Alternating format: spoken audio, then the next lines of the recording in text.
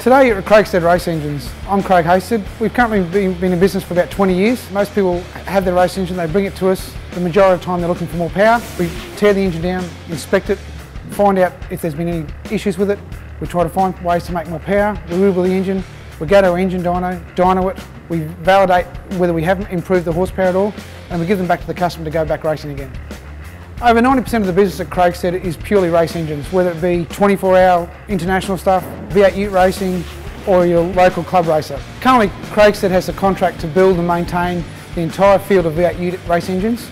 It's currently over 32 engines, and we build and maintain them the entire year. The AV8UR, which is the Australian V8 Ute Racing Association, currently has two manufacturers, Ford and Holden. The Holden engine is currently a 6-litre naturally aspirated, and the Ford is a 5.4-litre engine. The two engines need to be kept as close as possible. One of our jobs here at Cragsted is to make sure that the engines make similar power and are kept within a 2% tolerance. With the AV8UR engines, they're under severe loads for a long length of time. So one of the things we need to do is modify some of the components. The Holden Ford engines and the AV8UR are completely different. The two differences mainly is the Fords because they're a chain-driven quad cam engine, need a lot of attention in the valve train and the timing chain area. The Holden engines are pushrod engine, so they're quite good in the valve train, and they require different attention to the Fords. Because the engine's used at such high RPM and such high load, the oil temperature is much higher than a road car, and we've had issues with that. As the AV8U engines arrive here, the first thing we do is start them at the door and we categorise the engines, number them, and make sure we don't lose them.